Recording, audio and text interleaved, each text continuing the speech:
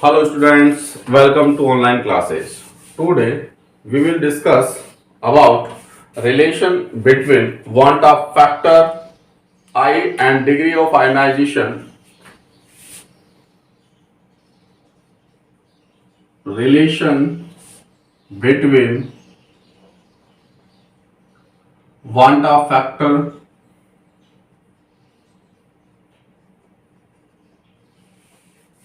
or and degree of ionization या dissociation clear है। आप देखो degree of ionization and degree of van't factor में क्या रिलेशनशिप है।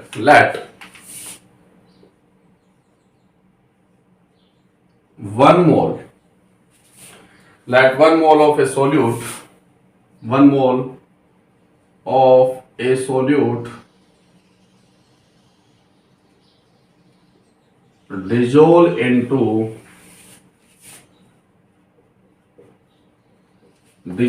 into solution and 1 mole of solute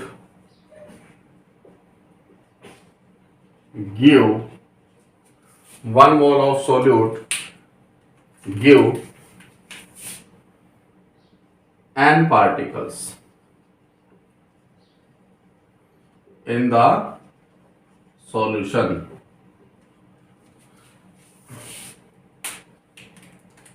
The degree of ionization is n. Degree of ionization is alpha.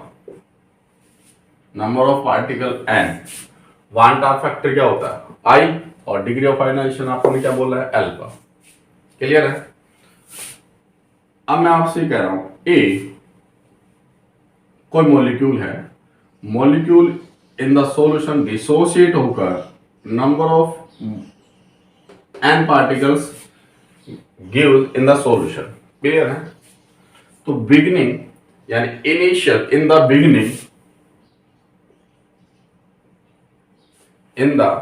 Beginning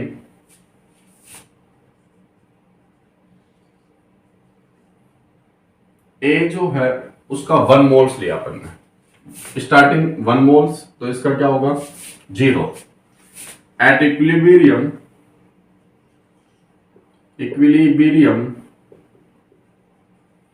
अगर alpha dissociate होता तो इसका क्या आ जाएगा 1 माइनस अल्फा, तो इसका क्या होगा N alpha.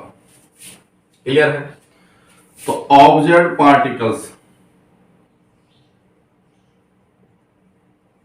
Observe number of particles क्या आएगा 1 minus alpha plus n alpha and theoreticals number of particles equals to कितना लिया है 1 था। तो van't Hoff factor I is equals to क्या लिखते हैं हम ऑब्जर्व पार्टिकल्स अपॉन थ्योरेटिकल। तो ऑब्जर्व क्या है 1 minus alpha plus n alpha upon 1। तो I is equals to 1 minus alpha plus n alpha. Clear है। अब क्या करें 1 को इस साइड लेके आते हैं, तो I minus 1 is equals to n alpha minus alpha, then I minus 1 is equals to n alpha minus alpha, तो इनमें कॉमन अल्फा, तो n minus 1। Now alpha is equals to I minus 1 upon n minus 1। अच्छा, आपको ये जो अपन ये पढ़ रहे हैं relationship between van't factor I and the degree of ionization alpha, relationship याद रखना है। तो रिलेशनशिप क्या है alpha is equal to I minus 1 upon n minus 1. Here alpha is degree of ionization या इसी को हम बोलते हैं dissociation. I is equal to क्या है, want of factor, and n क्या है, number of particles of solute. क्या है, number of particles of solute. Clear है. तो यह है relationship between van't of factor and degree of ionization. तो alpha is equal to I minus 1 upon n minus 1. Clear है. Next, relationship between want of factor and degree of dissociation. degree of ionization की बजाय अब की बार क्या आएगा, dissociation. And dissociation को अब की बार भी मैं अल्फा से रिप्रेजेंट कर रहा हूं. तो देखो, डिग्री ऑफ dissociation अल्फा. तो late 1 mole of a solute dissolve into solution and 1 mole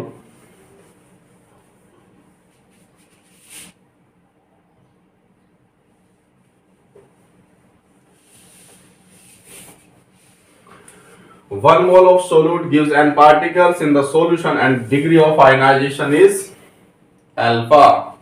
तो क्या होगा, सपोज करो Na मतलब जितने भी आपके पास नंबर ऑफ मॉलिक्यूल्स होंगे वो Bn बनाते हैं. इन द बिगिनिंग स्टार्टिंग में इसका 1 मोल है, इसका कितना है 0. एट इक्विलिब्रियम इसका होगा 1 माइनस अल्फा एंड इसका होगा n अपॉन अल्फा. तो ऑब्जर्व नंबर ऑफ पार्टिकल्स क्या लिखोगे, 1 minus alpha plus alpha upon n upon alpha. Clear है. n upon alpha, sorry alpha था ना, सॉरी इसका क्या आ जाएगा, अल्फा अपॉन n. तो इसका क्या आएगा, अल्फा अपॉन n. क्लियर है. तो theoretical value is equal to क्या है, 1. Then I van't of factor observe values upon theoretical. तो वो ऑब्जर्व क्या है, 1 minus alpha plus alpha upon n upon 1. तो I is equal to 1 minus alpha plus alpha upon n.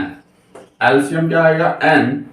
तो upon n 1 minus alpha n plus alpha, n multiply होगा. तो I is equal to क्या लिखोगे, इसको multiply कर दो, n minus n alpha plus alpha. Clear है. अब क्या करते हैं, इस n को इस साइड लेके आते हैं. तो n I minus n is equal to alpha minus n alpha. Common n आ जाएगा n. तो I minus 1 is equal to alpha common आ गया यहाँ, 1 माइनस n. तो अल्फा इज इक्वल टू क्या लिख सकते हो आप, n I minus 1 upon 1 minus n. And this is a relationship between want of factor I and degree of dissociation. Clear है. तो ये फॉर्मूला अब आपको याद रखना है. Here alpha equals to degree of dissociation. Degree of dissociation and number of dimer form लिख देता हूं, नंबर ऑफ सोल्यूट या फॉर्म डायमर. कितने मॉलिक्यूल्स, ये डायमर का मतलब 2 ही होता है. तो आप इसकी n की वैल्यू में यहां पे डायमर की बात कर देता हूं. अगर डायमर बनाता है तो 2, ट्राइमर है तो 3 and I is equal to क्या है want of फैक्टर। क्लियर है? तो अब अपन ने दो रिलेशनशिप कैलकुलेट किए हैं, एक तो relationship between van't of factor I and degree of ionisation. Clear है? तो मैं फिर कह रहा हूं, आपको ये 12th क्लास एनसीईआरटी में ये पूछेगा नहीं कि रिलेशनशिप क्या है। आपको क्या करना है कि आपको डायरेक्ट ये फॉर्मूले बाय हार्ट करने हैं। क्लियर है? तो मैं वापस से बता देता हूं,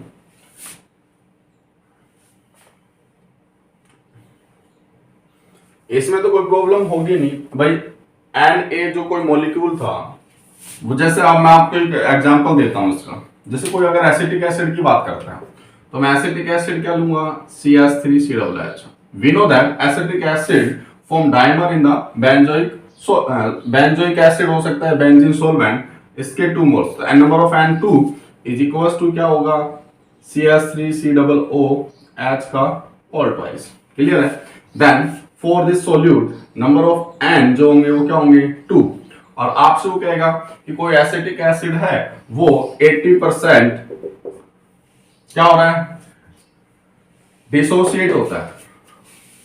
और यहां पे क्या लिखना है अपन को, डिसोसिएट। आयनाइज नहीं पढ़ रहे हैं, डिसोसिएट पढ़ रहे हैं। तो डिसोसिएट होता है तो 80% डिसोसिएट होता है। It means 80% means 80/100। अगर आपसे कोई पूछे वांटा फैक्टर क्या आएगा और आपको अल्फा की वैल्यू गिवन है 80% है, तो 80 का अपॉन 100 इज इक्वल्स टू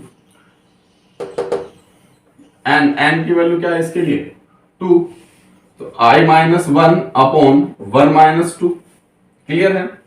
तो 0.80 is equals to 2I - 1 upon minus का 1।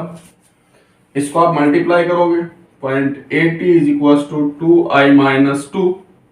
ये इस साइड जाएगा 0.80, तो 2.80 इज इक्वल्स टू 2I। तो I is equals to 2.80 upon 2। तो ये वांटा फैक्टर आ जाएगा।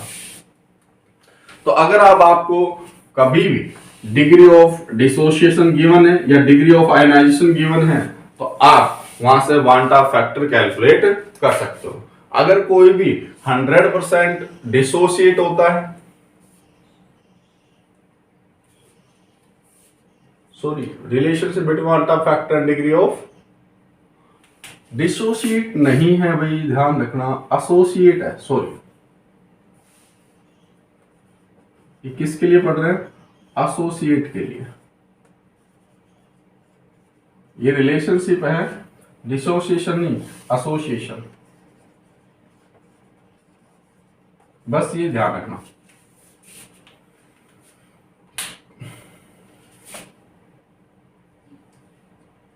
एसोसिएशन के लिए। क्लियर है? तो मैं वापस से एक बार फॉर्मूले लिख देता हूं।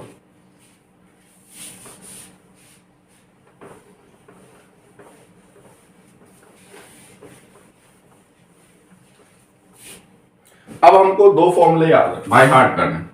एक तो फॉर्मूला था वांटा फैक्टर आई और alpha is equal to I - 1 upon N - 1। एक तो ये फॉर्मूला, और alpha is equal to N I - 1 upon N - 1। तो यहां जो अल्फा है वो है degree of association, and here alpha is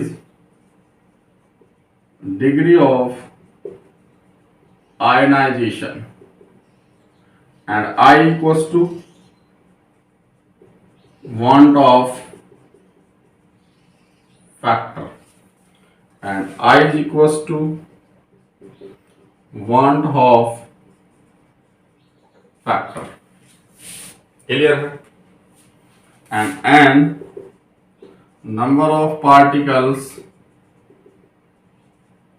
ionized into solution, and here n number of particles form dimers form। Clear है? तो ये हो गया। अब next topic, last topic, reverse osmosis. अब ध्यान रखना, ये चैप्टर आपका फिनिश हो चुका है, क्लियर है। अब इसके टोटल हम हर एक उसके एक एक न्यूमेरिकल्स हम करेंगे, और भाई एक टॉपिक, जो भी टॉपिक अपने क्लियर हुए एक बार उसका रिवीजन करेंगे, और देन आफ्टर रिवाइज्ड, ये जो आपके बाद नेक्स्ट वीडियो आएगा तो ये टोटल चैप्टर रिवाइज करा दूं, क्लियर है। रिवाइज्ड में आपके पास पीडीएफ नहीं आएगी, बस रिवाइज्ड होगा, और फिर देन इसके न्यूमेरिकल, क्लियर। इसके न्यूमेरिकल कैसे होंगे वो अपन को नेक्स्ट वीडियो में करते हैं। अब लास्ट टॉपिक जो है वो है reverse osmosis.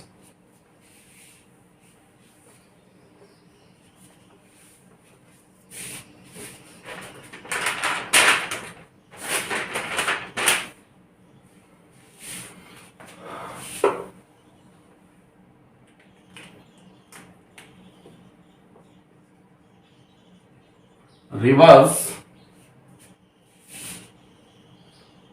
osmosis, reverse osmosis, it means RO, जिसको हम बोलते हैं RO। तो देखो रिवर्स ऑस्मोसिस क्या है, पहले तो मैं इसकी डेफिनेशन लिख देता हूं। The direction of osmosis, the direction of osmosis can be reversed,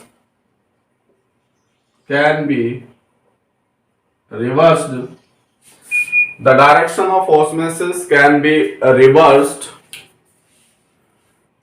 is applied, reversed, the direction of osmosis can be reversed if applied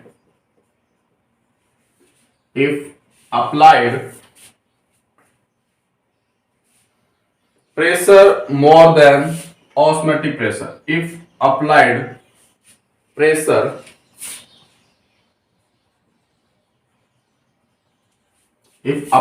pressure more than osmotic pressure,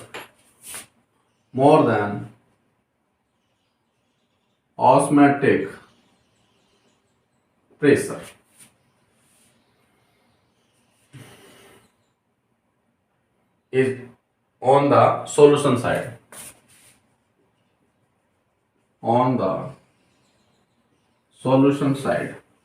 तो देखो क्या है, अगर आपके पास एक सॉल्यूशन और एक सॉल्वेंट है, अगर सॉल्यूशन की साइड आप ऑस्मोटिक प्रेशर से ज्यादा प्रेशर अगर आप लगा देते हो तो ऑस्मोसिस की प्रोसेस जो है स्टॉप हो जाएगा, एंड इसका जो सॉल्वेंट का जो फ्लो होगा वो आउट ऑफ सॉल्वेंट होगा, यानी सॉल्वेंट जो होंगे वो सॉल्यूशन से सॉल्वेंट की तरफ आएंगे। That is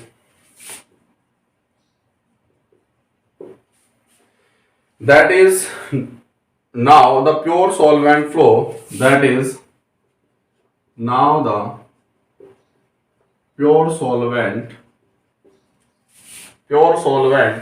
flow out of the solution, or pure solvent flow out of the solution,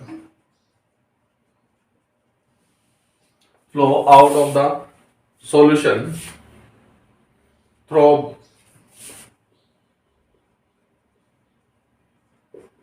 semipermeable membrane.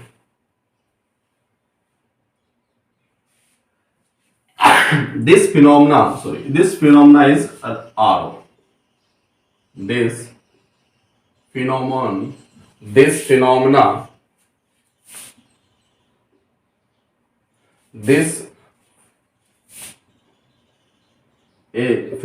is reverse osmosis। अच्छा, इसका समझते हैं क्या है। सपोज करो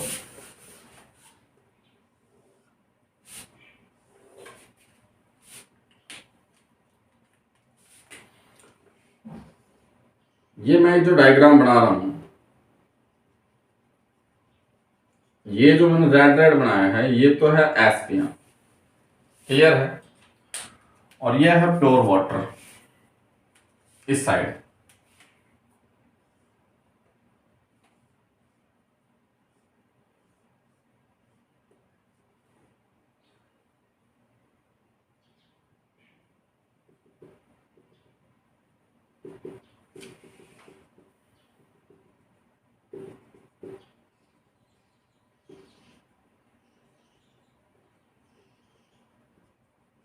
प्योर वाटर।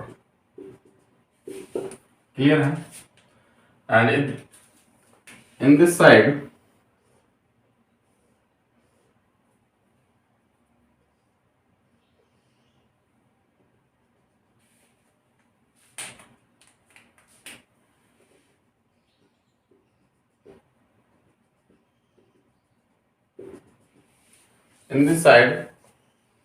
Salt water. मतलब ये तो क्या है, सॉल्यूशन है और ये सॉल्वेंट है। अब क्या है, ये ट्यूब है और इस पर एक पिस्टन मैंने लगा दिया, ये है piston. And pressure is more than osmotic pressure. Conditions ये है, देखो ध्यान दे क्या होगा।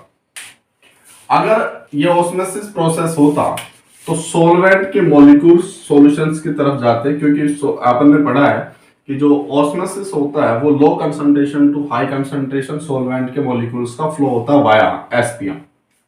बट आपको ये प्रोसेस रिवर्स करना है तो यहां जो पिस्टन लगा हुआ, इस पिस्टन पे इतना प्रेशर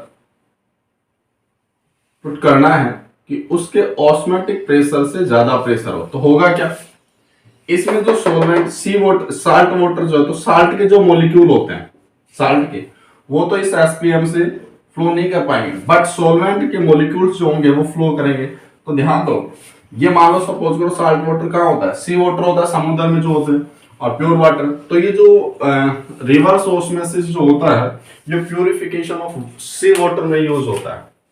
क्लियर है? और ये कब होगा, जब हम इस सॉल्यूशंस पर, यानी देखो more than osmotic pressure on the solution side, यानी ऑस्मेटिक प्रेशर से ज्यादा प्रेशर अगर आप सॉल्यूशन साइड गिवन करते हो, लगाते हो, पुट अप करते हो, तो प्रोसेस रिवर्स हो जाएगा। इसी को हम बोलते हैं reverse osmosis. And this reverse osmosis use for the purification of sea water. Clear है? और ये एसपीएम जो होती है वो सेलुलोज एसीटेट की बनी होती है। तो ये जो एसपीएम होती है, ये सोल्यूट के पार्टिकल्स को तो फ्लो नहीं होने देती अपने अंदर से, बट सॉल्वेंट के जो मॉलिक्यूल्स होते हैं वो इसमें से पास हो जाते हैं। क्लियर है? तो देखो सी वाटर्स के अंदर जो भी आपके पास इंप्योरिटीज होगी वो यही रह जाएगी, सॉल्वेंट के मॉलिक्यूल किस साइड आते जाएंगे, और ये प्योर वाटर आ जाएगा। तो ये आपका प्योर वाटर यहां मिलता जाएगा। इस प्रोसेस से हम वाटर का प्यूरिफिकेशन कर सकते हैं। क्लियर है? Now this chapter is finish. अब जो नेक्स्ट वीडियो हम बनाएंगे, उस नेक्स्ट वीडियो में हम वांटा फैक्टर पर रिलेटेड न्यूमेरिकल्स करेंगे, और ये chapter after finish. And next जो चैप्टर होगा वो इलेक्ट्रोकेमिस्ट्री चैप्टर है, वो थर्ड चैप्टर है आपकी क्लास का। Thank you.